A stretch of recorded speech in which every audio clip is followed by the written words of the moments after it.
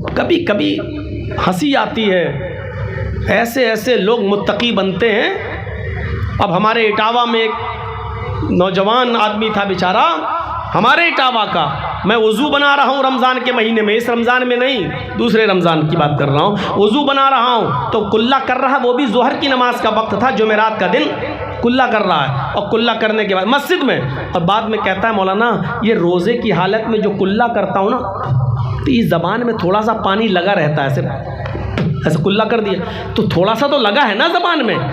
अगर ये थूक के ज़रिए ये ज़बान का लगा हुआ पानी अगर पेट में चला जाए तो इससे रोज़े में कोई फ़र्क तो नहीं पड़ेगा। मैंने कहा यार बड़ा मुत्तकी आदमी है, कितना बारीक सवाल कर रहा है।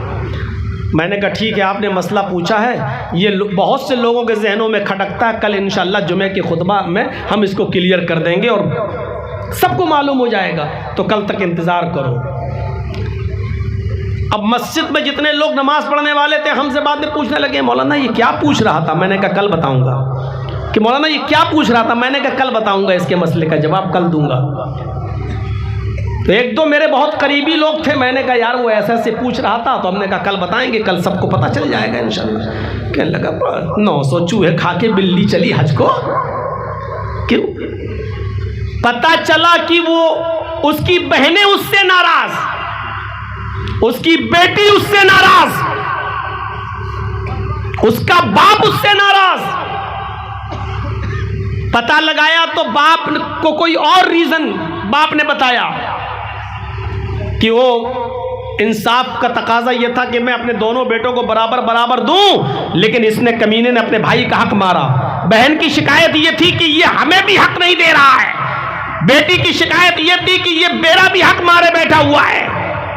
अब दूसरे दिन जब जुमा था, खुतबा था, मैंने उसी खुतबे में 25 मिनट तक तो सही खुतबा दिया और 5 मिनट जब रह गए तो उसी में मैंने नंगा किया और मैंने कहा कि लोग मुझसे मसला पूछते हैं कि जर्जी साहब रोजे की हालत में कुल्ला करते वक्त जबान का लगा हुआ पानी थूक के जरिए अगर अंदर चला जाए तो उससे रोजे पे कोई फर्क तो नहीं पड़ता।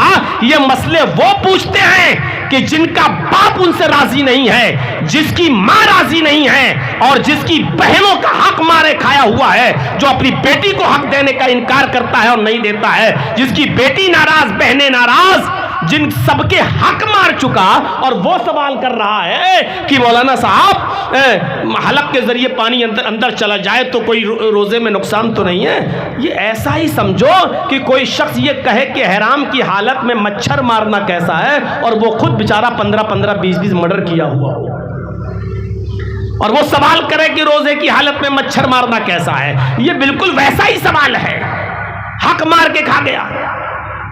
सब नंगे नजर आएंगे। शादियां तो बड़े शौक से कर देते हो। 15 साल का अरसा हो गया, मुझे बताइए कितनी चेंजिंग आई 15 साल में? जहेज बंद हुआ, गाड़ियां बंद हुई नहीं। तो आप 15 साल पहले जहां खड़े थे आज भी आप वहीं खड़े हुए हो, जहां 15 साल पहले थे आज भी वहीं आप हैं। और उनसे पूछो कि जो अपनी बेटियों को गाड़ियां दे देते हैं, क्या वो जमीन और जायदाद में अपनी बेटियों को हक देते हैं या नहीं देते? इसमें कोई शक नहीं कि बाप की जिंदगी में किसी भी औलाद का कोई हक नहीं है। वो अपनी बाप की जिंदगी में कुछ नहीं ले सकता है।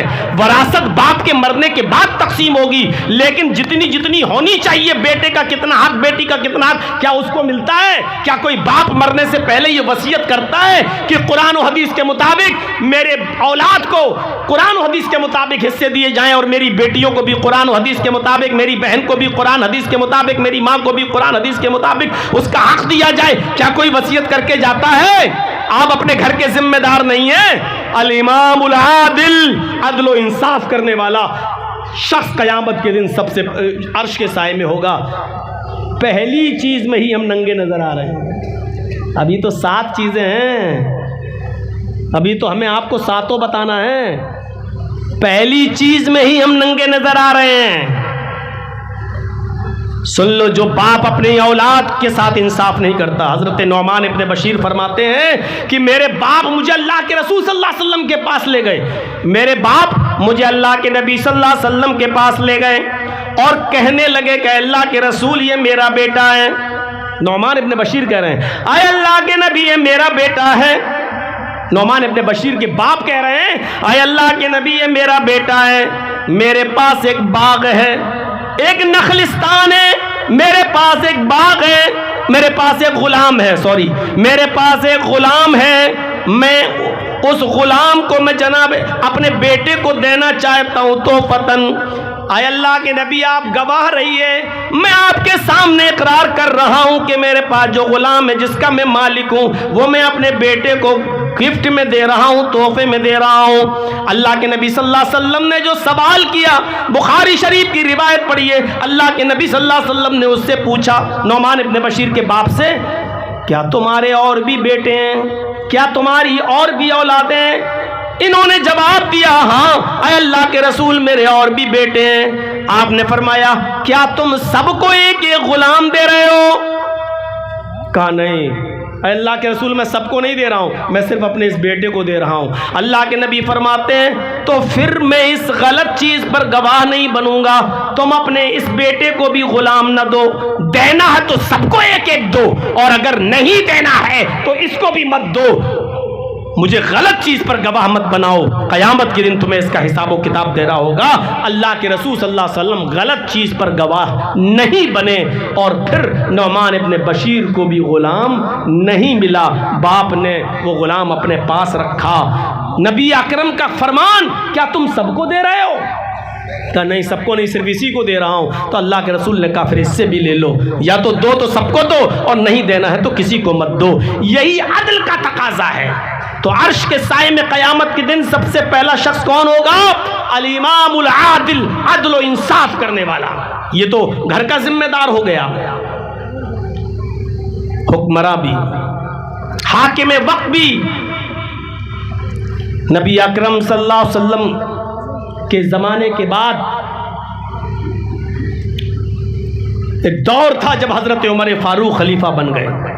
और सुनिए जबरदस्त वाक़या सुनाने जा रहा हूं। जब अमीरुल मोमिनीन खलीफा बने उस वक्त कई बार टक्कर हो चुकी थी शाह गस्सान के साथ, गस्सान के बादशाह के साथ कई मर्तबा हजरत उमर फारूक की टक्कर हुई, और शाह गस्सान जिसका नाम जबला इब्ने अहम था वो हजरत उमर फारूक की नजरों में खटक रहा था, और हजरत उमर फारूक भी उसके दुश्मन बने हुए थे कि कैसे इसको फतह किया जाए।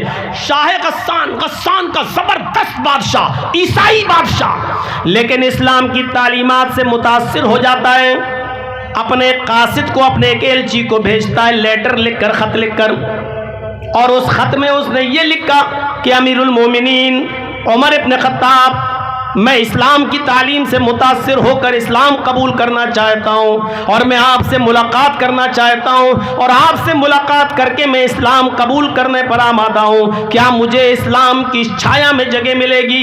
क्या मुझे इस्लाम के अंदर शरण मिलेगी? क्या मैं इस्लाम कबूल करने का मौका मुझे मिलेगा? क्या आप मुझे माफ़ करेंगे?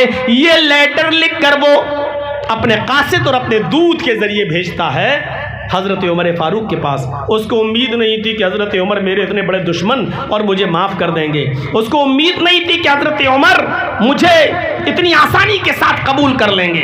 ये कासिद जब जाता है और हज़रत उमर फारूक के पास मदीना में पहुंचता है तो हज़रत उमर फारूक को लेटर देता है।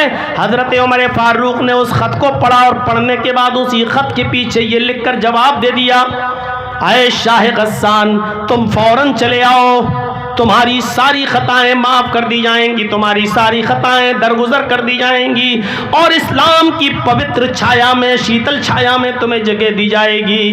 तुम्हें तुम्हारे हैसियत और इज्जत के हिसाब से तुम्हें मकाम व मर्तबा भी दिया जाएगा, और हज़रत उमर अपनी पुरानी दुश्मनी भी तुमसे भूल जाएंगे।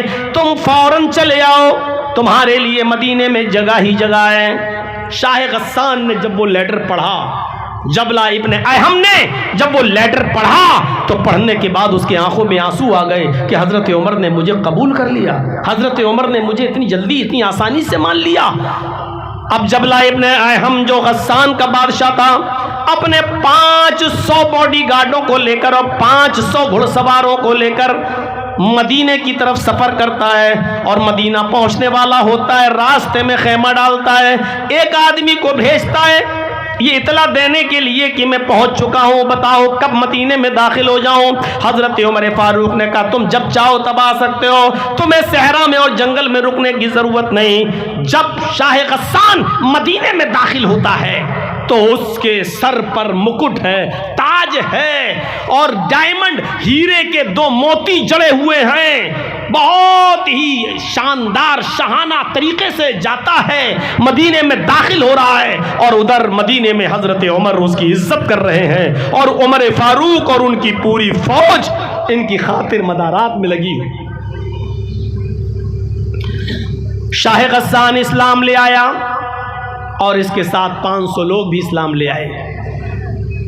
कुछ दिन मदीने में क़याम किया। जो बात बताने की है वो अब शुरू हो रही है। शाह गस्सान इस्लाम ले आया, कुछ दिन मदीने में रुका और जब मदीने में रुका रहा तो इसी दरमियान हज का मौसम आ गया। हज का मौसम आ गया। हजरत उमर और मदीने के बहुत से लोग मक्के की तरफ हज करने के लिए रवाना हो गए, जाने लगे। हजरत उमर ने शाह गस्सान से कहा जबला अच्छा मौका है, तुमने अभी नया नया इस्लाम कबूल किया है, चलो तुम भी हज की दौलत से माला माल हो जाओ, पता नहीं आइंदा साल जिंदगी रहे न रहे, तुम भी हज कर लो। शाह गस्सान भी अपने 500 घुड़सवारों के साथ तैयार हो जाता और कहता है कि अमीरुल मोमिनीन मुझे भी हज करने जाना है, मैं भी हज करना चाहता हूं। उसने शाहाना लिबास पहना और जब वो मीकात पर पहुंचा तो उसने एहराम बांधा और एहराम बांधने के बाद मदीने से जब वो मक्के में जाता है तो एहराम में 2 कपड़े पहने जाते हैं, नीचे एक बिना सिली हुई लुंगी और ऊपर एक चादर डाल ली जाती है। शाह गस्सान बेहतरीन लुंगी पहने हुए, चूंकि गस्सान का बादशाह था, पैसों की दौलत की कमी नहीं थी, इसलिए वो शानदार लुंगी पहने हुए है और ऊपर से चादर ओढ़े हुए है। खाने काबा का तवाफ शुरू हो जाता है। वो पहला चक्कर लगाने में कामयाब रहा। दूसरा चक्कर जब शाह गस्सान लगा रहा है तो भीड़ ज्यादा होने की वजह से एक देहाती नौजवान, एक एराबी नौजवान का पैर उसकी चादर पर रख गया। भीड़ थी बहुत ज्यादा तो अचानक धोखे से ये इस नौजवान का, इस देहाती का पैर उसकी चादर पर रख गया, जिससे शाह गस्सान आगे बढ़ता है तो उसकी लुंगी खुल जाती है। लेकिन चादर जो जिस्म पर पड़ी हुई थी वो इतनी लंबी थी कि जिसकी वजह से उसका सतर नहीं दिखाई देता, सिर्फ लुंगी खुल गई लेकिन सतर नहीं खुला। उस नौजवान ने जल्दी से वो चादर उठाई और शाह गस्सान को दे दी, लीजिए धोखे से मेरा पैर इस पर रख गया, लीजिए ये लुंगी आप पहनिए। शाह गस्सान चूंकि बादशाह था, तकब्बुर था, नया नया इस्लाम लाया था, उसको नहीं मालूम था कि इस्लाम लाने के बाद हमें क्या क्या छोड़ना पड़ेगा। उसने पीछे मुड़ के देखा, एक मामूली आदमी, एक नौजवान देहाती जिसके एहराम पर कपड़े पर जोड़ लगे हुए हैं, पैबंद लगे हुए हैं। कहा गरीब आदमी, देहाती, तूने मेरी चादर पर पैर रखकर मेरी लुंगी खोल दी। इसने एक थप्पड़, जोरदार थप्पड़ उस नौजवान को रसीद कर दिया। इस बादशाह ने, जबला इब्ने अयहम ने एक थप्पड़ उस नौजवान को मारा। थप्पड़ इतनी जोर से मारा कि उस नौजवान की एक आंख फूट गई, उसकी आंख का ढेला बाहर आ गया। उस नौजवान ने उस वक्त कुछ नहीं कहा और तवाफ करने लगा। शाह गस्सान ने भी अपना तवाफ किया।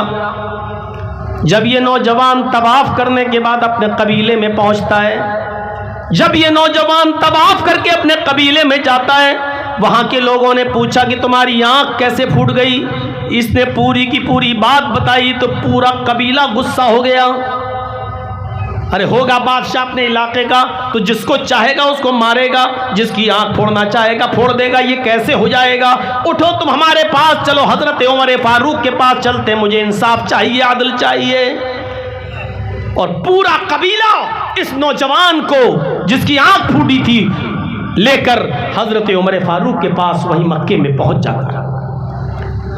हजरत उमर फारूक को पूरी बात बताई जाती है। हजरत उमर फारूक ने उस नौजवान से पूछा, उस नौजवान ने कहा अमीरुल मोमिनीन, धोखे से मेरा पैर उसकी चादर पर रख गया और उसकी चादर खुल गई, उसकी लुंगी खुल गई। उसने मुझे थप्पड़ मारा और इतनी जोर से मारा कि उसके थप्पड़ से मेरी आंख फूट गई। शाह गस्सान को बुलाया गया, इधर आओ। आया। अब दोनों में जो गुफ्तगू हुई वो कुछ इस अंदाज से गुफ्तगू थी। हजरत उमर फारूक ने कहा, शाह गस्सान, तुमने इस नौजवान की आंख क्यों फोड़ी? शाह गस्सान का जवाब था, अमीरुल मोमिनीन, इस नौजवान ने मेरी लुंगी पर अपना पैर रख दिया जिसकी वजह से मेरी लुंगी खुल गई। यह गरीब आदमी, फटे पुराने कपड़े पहनकर, एहराम पहनकर आने वाला, यह आदमी मेरी चादर पर पैर रखेगा। मैंने एक थप्पड़ मारा और थप्पड़ जोर से लग गया, उसकी आंख फूट गई। हजरत उमर फारूक रज़ियल्लाहु ताला अन्हु ने कहा, शाह गस्सान, उसने मुझे बताया है कि धोखे से उसका पैर चादर पर रख गया था जिसकी वजह से ये चादर तुम्हारी खुल गई, लुंगी खुल गई। इतनी छोटी सी गलती की इतनी बड़ी सजा तुमने उसको दी, ये मुनासिब नहीं। शाह गस्सान ने कहा, ठीक है, कोई बात नहीं, हो गई गलती, मार दिया थप्पड़। आप एक गरीब आदमी को बचाने में इतना इंटरेस्ट क्यों ले रहे हैं? अय अमीरुल मोमिनीन, ठीक है, हो गई, मार दिया थप्पड़, लेकिन आप उसको बचाने में क्यों लगे हैं? एक गरीब आदमी को क्यों बचा रहे हैं? हजरत उमर फारूक ने कहा, शाह गस्सान, इस्लाम लाने के बाद अमीर और गरीब का फर्क नहीं रहता है। इस्लाम की तालीम यही है कि अमीर और गरीब सब बराबर है। अय शाह गस्सान, तुम बहुत बुरा जुमला अदा कर रहे हो। तुम्हारे साथ इंसाफ किया जाएगा और इस नौजवान को इंसाफ मिलना चाहिए। शाह गस्सान ने कहा, अच्छा ठीक है, तो बताइए मुझे क्या करना होगा? बहुत मामूली सी चीज। हजरत उमर ने कहा, बहुत मामूली सी चीज। कहा, क्या? इस आदमी से माफी मांग लो, इस नौजवान से माफी मांग लो, इस देहाती से माफी मांग लो। अगर ये माफ कर देता है तो कुछ नहीं, और अगर माफ नहीं करता तो कुछ ले दे के मामला बना लो। जितने में वो तैयार हो जाए उसको उसकी आंख का नुकसान दे दिया जाए, जितने में वो राजी हो जाए ये माल उसको दे दिया जाए, तुम्हें छोड़ दिया जाएगा। हजरत उमर फारूक से शाह गस्सान ने कहा, अमीरुल मोमिनीन, मैं एक मामूली और गरीब आदमी से माफी तो मांग नहीं सकता, ये नहीं होगा। इसने मेरी लुंगी पर पैर रखा है, गलती पहले उसने की, मैंने थप्पड़ मार दिया, उसकी आंख फूट गई। मैं इसको कुछ ले दे के भी मामला नहीं बनाना चाहता, न मैं माफी मांगूंगा न कुछ ले दे के मामला बनाऊंगा। अब बताइए इंसाफ का तकाजा क्या है? इस नौजवान को कैसे इंसाफ दिलाना चाहते हैं? अमीरुल मोमिनीन हजरत उमर ने कहा, तो फिर तैयार हो जाओ, आंख के बदले आंख, तुम्हारी भी आंख फोड़ी जाएगी। पढ़िए सीरत फारूक अल्लामा शिबली नौमानी की। मेरे भाइयों, कहा कि तुम्हारी भी आंख फोड़ी जाएगी। बिदक गया, झुरझुरी तारी हो गई। मैं गस्सान का बादशाह, अमीरुल मोमिनीन, मेरी आंख फोड़ी जाएगी? आप जानते हैं किससे बात कर रहे हैं? मैं गस्सान का बादशाह रह चुका हूं, मेरा बाप भी बादशाह रह चुका है, मेरा दादा भी बादशाह रह चुका है। बादशाहत मेरे खानदान से चली आ रही है, बादशाहत मेरे खानदान की रखेल है। ये ओहदे मुझे खानदान से चले आ रहे हैं और मैं इससे माफी मांगूंगा। हजरत उमर ने कहा, नहीं मत मांगो, आंख के बदले आंख।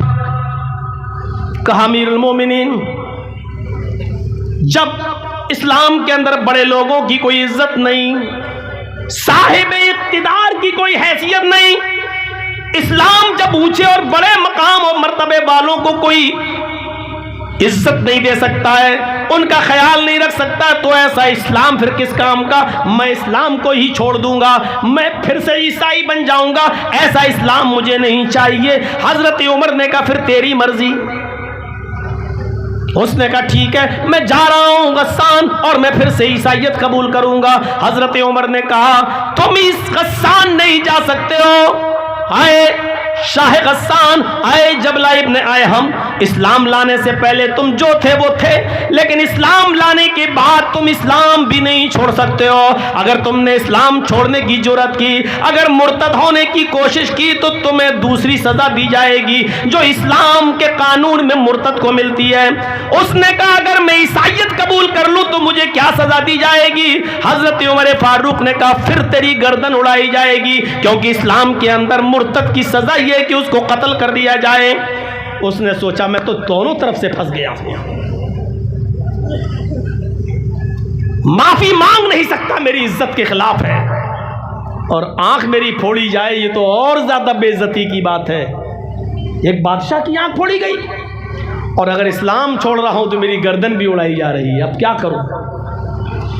उसने कहा अमीरुल मोमिनीन ठीक है, मुझे कुछ सोचने का मौका दीजिए। इतना बड़ा फैसला, कुछ सोचने का मौका तो दीजिए। हजरत उमर ने कहा तुम्हें एक दिन की मोहलत दी जा रही है, कल इसी वक्त तक का टाइम है तुम्हारे पास, हमारी जबान में 24 घंटे, तुम्हें 24 घंटे की मोहलत दी जा रही है। कल इस वक्त तक तुम बता सकते हो माफी मांगते हो या नहीं, कुछ ले दे के मामला बनाते हो या नहीं, या आंख फुड़वाते हो या नहीं, या इस्लाम छोड़ रहे हो क्या? तुम कल सोच समझ के बता दो कि तुम्हें क्या करना है। मेरा मशवरा मानो तो सबसे आसान तरीका यह है कि उसको सॉरी बोल दो, उससे माफी मांग लो, और मुझे उम्मीद है कि तुम्हारा भाई भी तुम्हें माफ कर देगा, क्योंकि इस्लाम अफू दरगुजरी को पसंद करता है, वो माफ कर देगा। उसने कहा अमीरुल मोमिनीन अपना मशवरा अपने पास रखिए, मुझे एक दिन की मोहलत आपने दी है, मैं कल बताता हूं आपको। कहा ठीक है जाओ।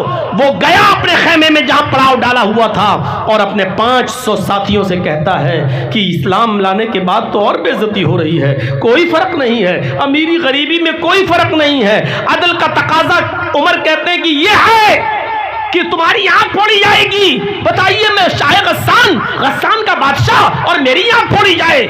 मैंने फैसला कर लिया कि इस्लाम छोड़ दूंगा, लेकिन यहां इस्लाम छोड़ता हूं तो मेरी गर्दन काटी जाएगी। ऐसा करो कि रात की तारीकी में हम लोग यहां से भाग जाते हैं, फरार हो जाते हैं। और जब रात तारीख हुई और चारों तरफ से छा गई, तो शाह गस्सान अपने 500 आदमियों को लेकर रात के अंधेरे का फायदा उठाते हुए भाग गया, और फिर वो अपने शहर अपनी बस्ती में चला गया।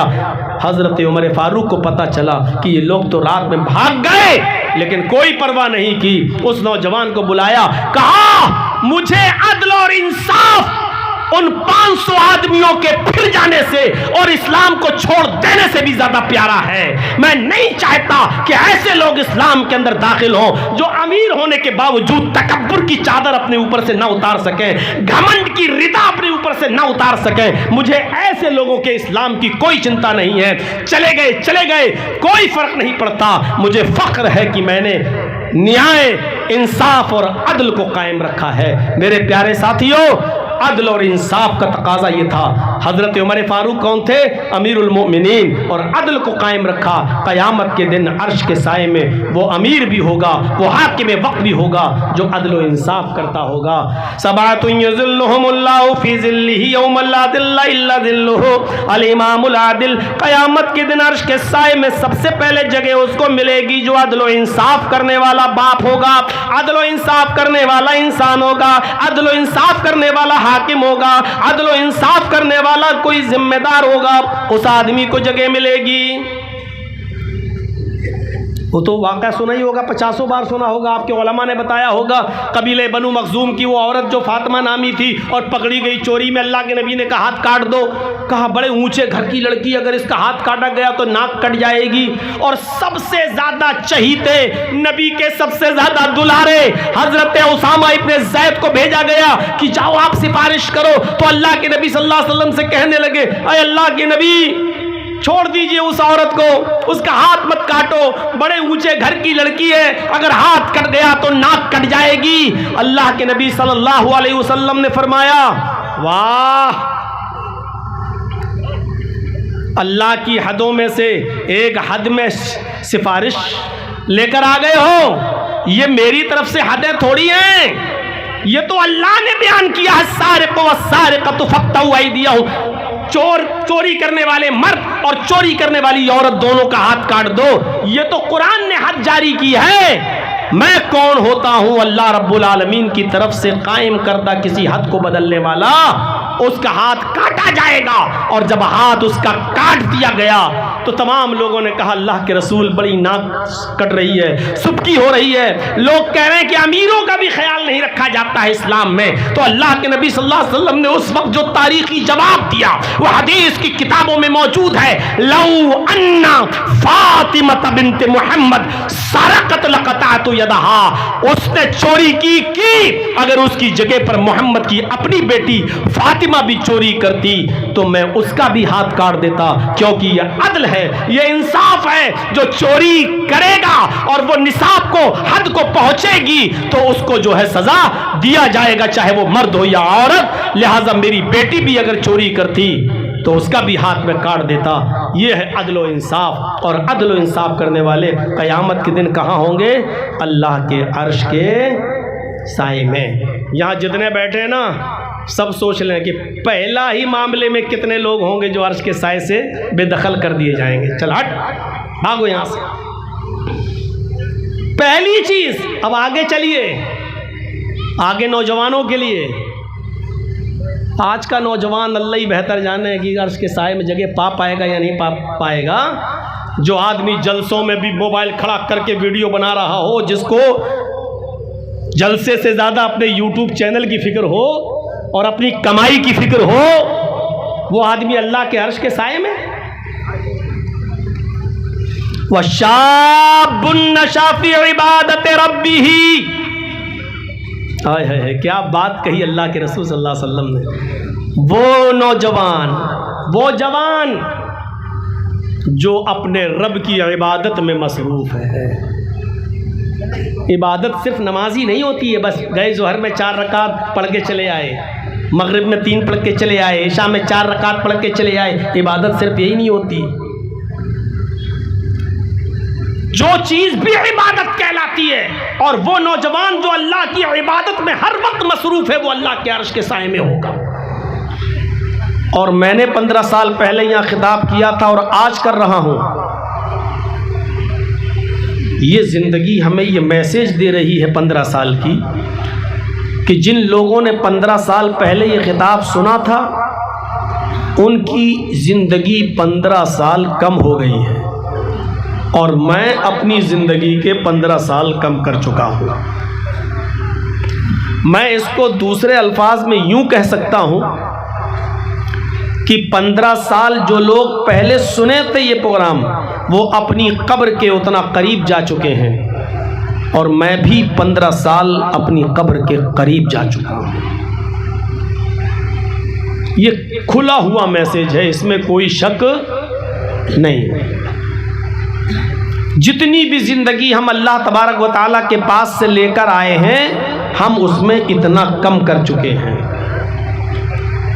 ये हमारे लिए खुशी की बात नहीं है, बल्कि अफसोस की बात है कि हम उतने अपनी कब्र के करीब हो चुके हैं। सिवाय उन लोगों के जिन्होंने इन 15 सालों को नमाजों में लगाया, रोज़ों में गुजारा, सदका और खैरात किया, और हर तरीके से अपने आप को दीन की खिदमत के लिए लगाए रहे। उनको अल्लाह तबारक व तआला से एक अच्छी उम्मीद और लौ लगा लेनी चाहिए कि शायद अल्लाह रब्बुल आलमीन मुझे मेरी इबादतों के समरे में, बदले में हमको जन्नत के करीब कर दे। मेरे भाइयों, कुरान करीम की जो आयत मैंने आपके सामने पढ़ी है, उसमें अल्लाह रब्बुल आलमीन ने इस दुनिया के ख़त्म होने के बाद जो कब्र में हम चले जाते हैं, एक तो ज़िंदगी ये है जो हम जी रहे हैं, और जब हम मर जाएंगे और कब्र में दफन कर दिए जाएंगे तो वो एक दूसरी ज़िंदगी है जिसको हम बरज़खी ज़िंदगी कहते हैं, और क़यामत तक हम उसी बरज़खी ज़िंदगी के अंदर रहेंगे। और फिर क़यामत के दिन जब हम अपनी कब्रों से उठाए जाएंगे वो एक तीसरी जिंदगी होगी जिसको उखरवी जिंदगी कहा जाता है, आखिरत की जिंदगी कहा जाता है। ये पहली जिंदगी है जिसमें हम जी रहे हैं।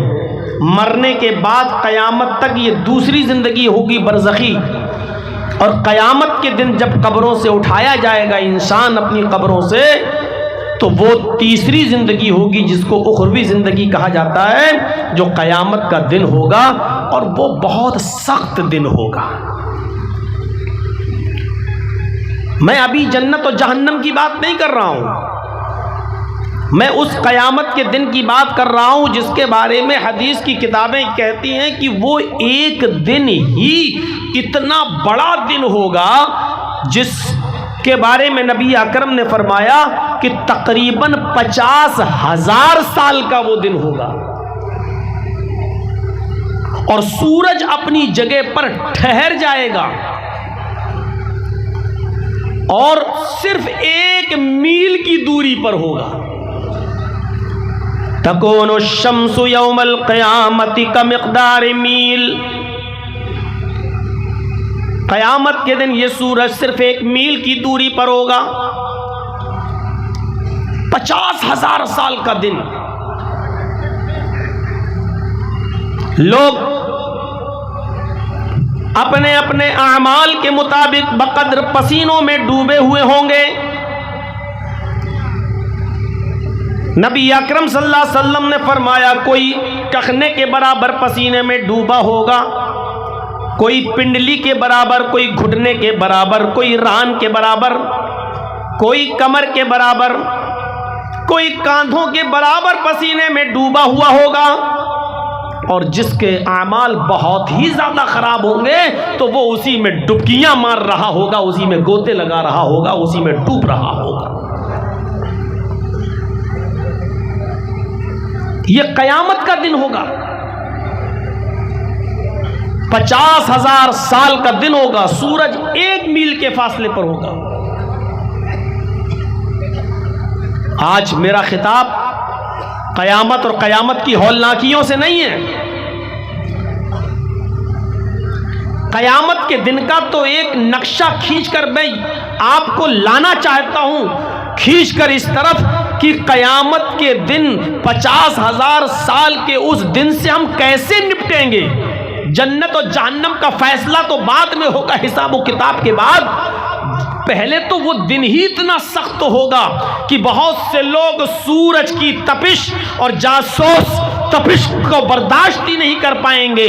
पसीने में गोता लगा रहे होंगे और गर्क हो रहे होंगे, डूब रहे होंगे, तो चीख पड़ेंगे कि अल्लाह, हमसे तो मैदान महशर के तकलीफ बर्दाश्त ही नहीं हो रही है, हम इसी तकलीफ को नहीं सह पा रहे हैं। इससे तो बेहतर है कि तू हमको जहन्नम के अंदर डाल दे, इससे तो अच्छा है कि तू हमको जहन्नम के अंदर फेंक दे। मेरे भाइयों, अंदाजा लगाइए कि उस दिन जो कयामत का दिन होगा और 50,000 साल का एक दिन होगा, उस दिन हम सुकून कैसे पाएंगे, उस दिन हमारा इत्मीनान का दिन कैसे गुजरेगा।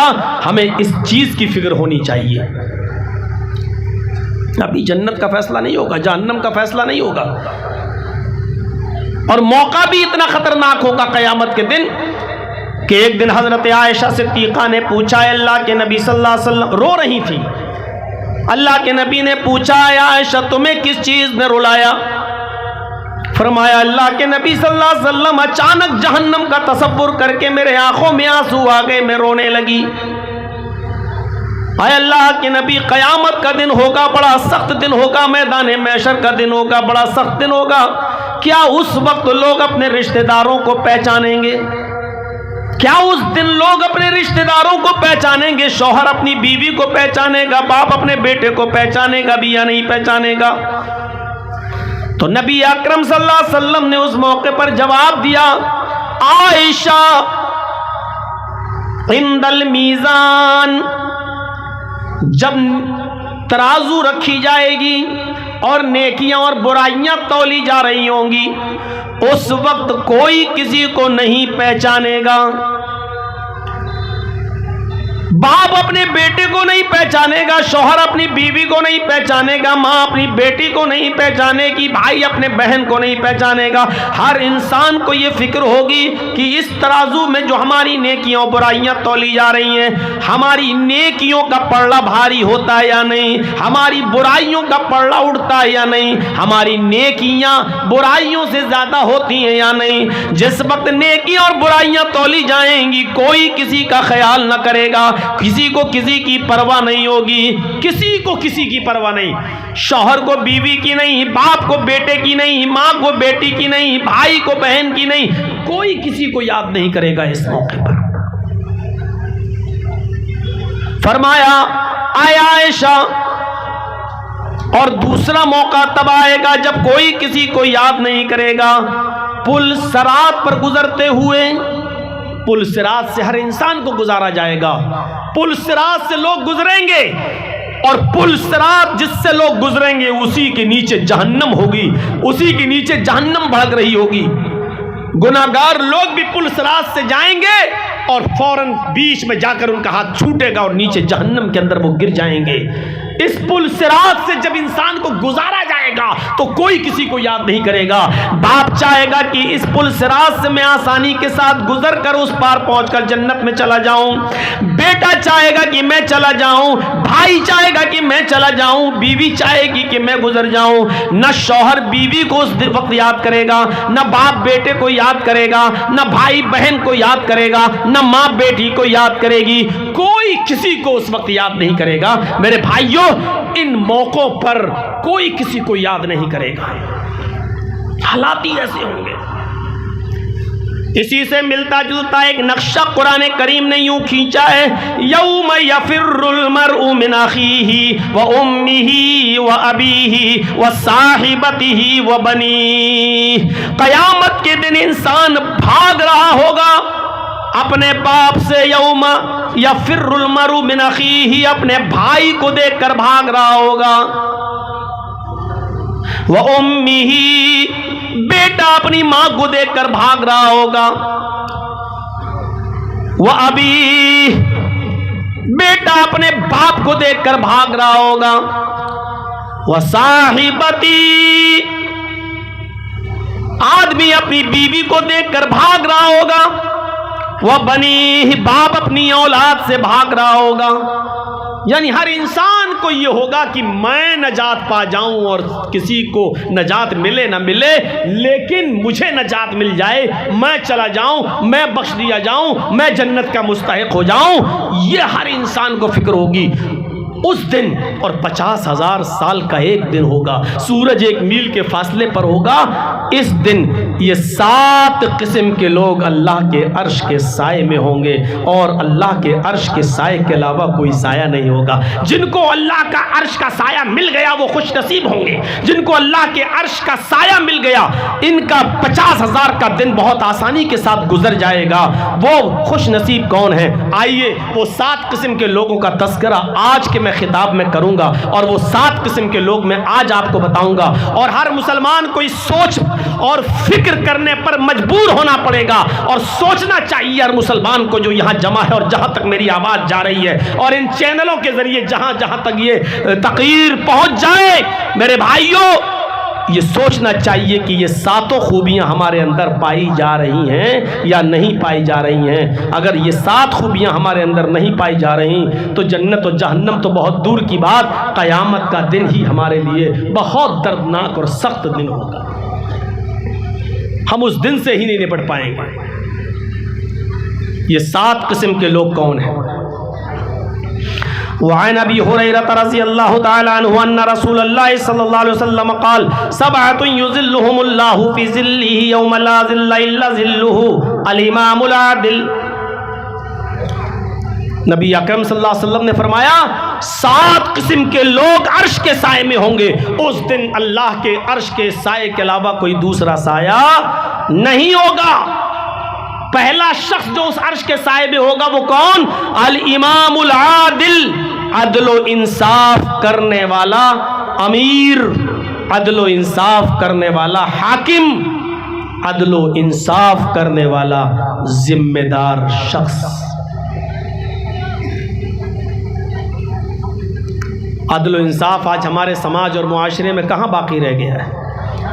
यह हदीस सिर्फ अमीर के लिए ही नहीं है, यह हदीस सिर्फ हाकिम वक्त और अमीरुल मोमिनीन ही के लिए नहीं है। आप भी हाकिम हैं। कुल्लुकुम मसऊलुन कुल्लुकुम राइन व कुल्लुकुम मसऊलुन अन रायती। तुम में से हर शख्स राई है, चरवाहा है, और उससे उसकी चरागाह के बारे में सवाल होगा। एक बाप अपने घर का निगरान है, बाप से उसके घर के ताल्लुक से, मर्द से उसके घर के ताल्लुक से सवाल किया जाएगा। याद रखिएगा। आपके 4 बेटे हैं, 3 बेटियां हैं, तीनों बेटियों की शादी कर दी, मोटरसाइकिल दे दी, 4 व्हीलर दे दिया, गाड़ी दे दी, लेकिन आपने अपनी बेटियों को अपनी वरासत और ज़मीन से हक नहीं दिया, उनको हिस्सा नहीं दिया, तो आप भी अर्श का साया नहीं पाएंगे। अल्लाह तबारक व तआला के अर्श के साए के अलावा कोई साया नहीं मिलेगा। आप जालिम की हैसियत से मैदान महशर में खड़े होंगे। हर बाप यहां तसव्वुर करे और सोचे। आप ये मत सोचो कि इस हम्माम में सिर्फ आप सब नंगे हो, ये स्टेज पर बैठे हुए बड़े बड़े मुल्ला मौलवी नंगे नजर आएंगे। बेटी की शादी कर दी, दे तो दी मोटरसाइकिल, अब जमीन में से हिस्सा भी मिलेगा। गाड़ी देने के बारे में अल्लाह के नबी का हुक्म नहीं है, 4 व्हीलर देने के लिए अल्लाह के रसूल ने नहीं कहा था, लेकिन जमीन वरासत का हकदार अल्लाह ने बेटी को भी बनाया है, अल्लाह ने भी और अल्लाह के रसूल ने, वो आपको देना पड़ेगा। 50 लाख का जहेज दे दो तब भी बेटी का हक नहीं मार सकते हो आप, बहन का हक नहीं मार सकते हो आप। गुफ्तगू करके और रमज़ान को ड्यूटी देकर मुझ तक पहुंचाकर मेरे घर तक भेजकर ये तारीख़ का तयन किया था। आज जो 15 अप्रैल का वक्त है, ये पहले रोज़े को लिया गया था और महफूज अंसारी साहब अकेले अपने दम पर तन्हे तन्हा उन्होंने इस प्रोग्राम का खर्चा उठाया है। मुझे याद है कि इससे पहले भी एक बार महफूज अंसारी ने ये प्रोग्राम यहाँ रखा था सन 2012 में। उस वक्त भी अपने बलबूते पर और अपने खर्च पर उस प्रोग्राम को यहाँ मुनाकिद किया था। आज तकरीबन 14-15 साल के बाद दोबारा उन्होंने इस प्रोग्राम को यहाँ रखा। कल उनकी बेटी का निकाह भी है और रमज़ान साहब के बेटे के साथ अल्लाह रब्बुल आलमीन से दुआ है कि अल्लाह आलमीन उनकी बेटी के निकाह में और रमज़ान के बेटे के निकाह में खैर व बरकतें अता फरमाए और इस रिश्ते को कामयाबी से हम किनार फरमाए।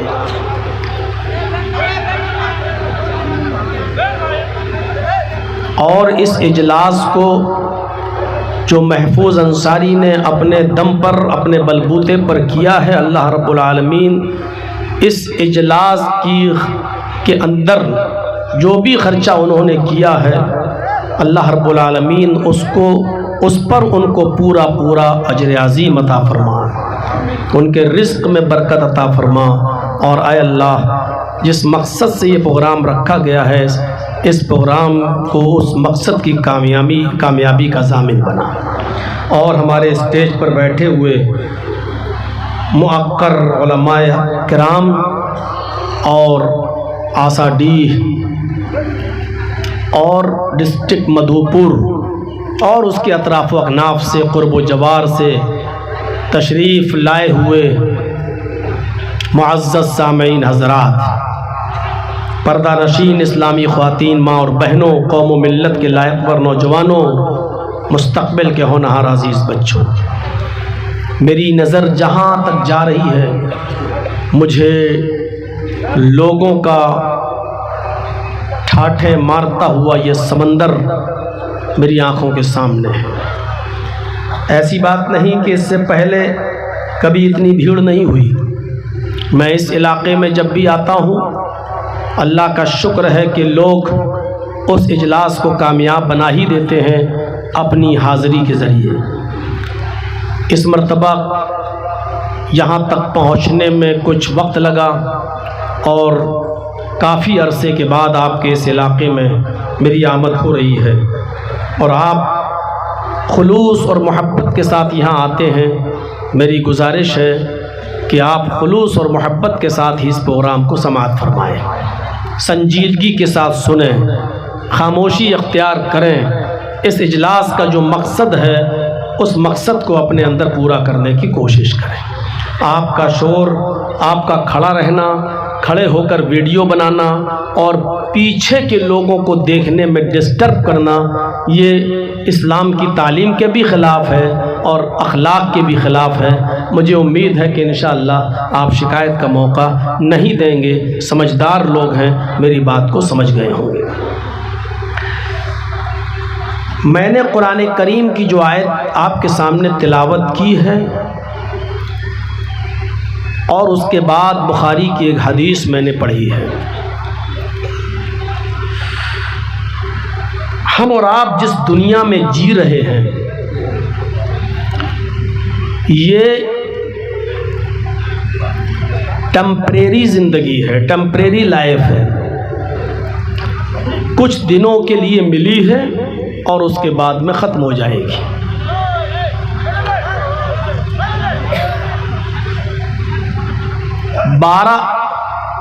2012 में यहाँ आया था, आज 2025 चल रही, यानी तकरीबन 14 साल, 15 साल। जो लोग 15 साल पहले यहाँ खिताब सुने थे और आज सुन रहे हैं, अल्हम्दुलिल्लाहि नहमदुहु व नस्तईनुहु व नस्तगफिरुह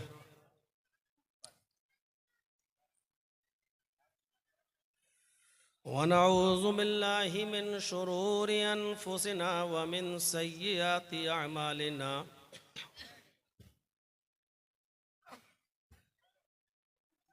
मन यहदिहिल्लाहु फला मुज़िल्ल लहु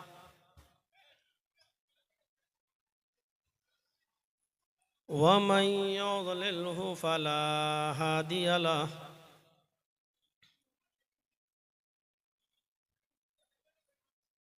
व अशहदु अल्ला इलाहा इल्लल्लाहु वहदहु ला शरीका लहु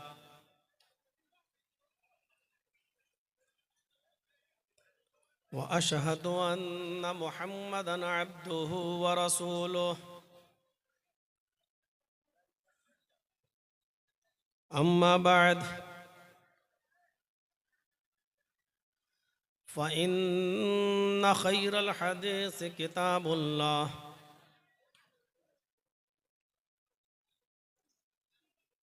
व खैरल हदी हदी मुहम्मदिन सल्लल्लाहु अलैहि वसल्लम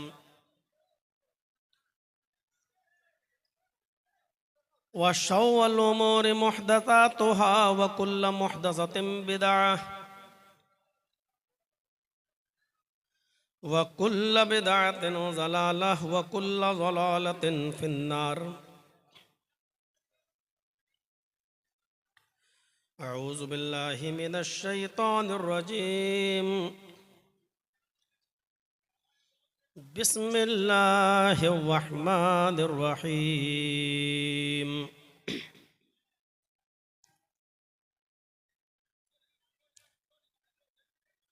या अय्युहन्नासु इत्तक़ू रब्बकुम इन्न ज़ल्ज़लतस्साअति शैउन अज़ीम।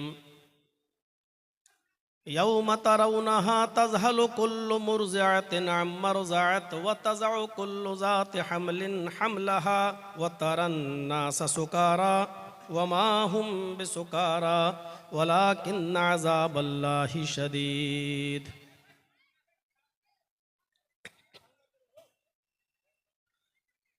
वअन अबी हुरैरता रज़ियल्लाहु तआला अन्हु अन्न रसूलल्लाहि सल्लल्लाहु अलैहि वसल्लम क़ाल सबअतुन युज़िल्लुहुमुल्लाहु फ़ी ज़िल्लिही यौम ला ज़िल्ला इल्ला ज़िल्लुहु अल इमामुल आदिल वश्शाबुन नशअ फ़ी इबादति रब्बिही वरजुलुन क़ल्बुहु मुअल्लकुन फ़िल मसाजिद वरजुलानि तहब्बा फ़िल्लाहि इज्तमअ अलैहि व तफ़र्रक़ा अलैहि वरजुलुहुम इम्रअतुन ज़ात मनसबिन व जमाल फ़क़ाल इन्नी अख़ाफ़ुल्लाह वरजुलुन तसद्दक़ बिसदक़तिन फ़अख़फ़ाहा हत्ता ला तअलम शिमालुहु मा तुनफ़िक़ु यमीनुहु वरजुलुन ज़करल्लाह ख़ालियन फ़फ़ाज़त ऐनाहु रवाहुल बुख़ारी।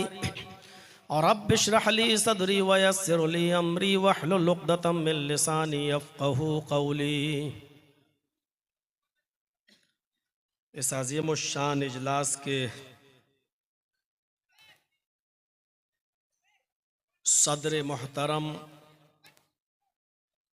फ़ज़ीलतुश शेख जनाब मौलाना मोहम्मद यूनुस अल असरी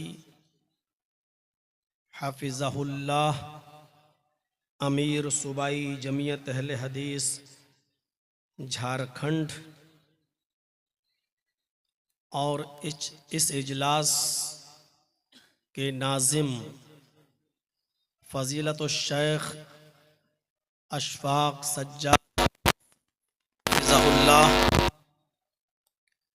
और इस इजलास के रूह रवां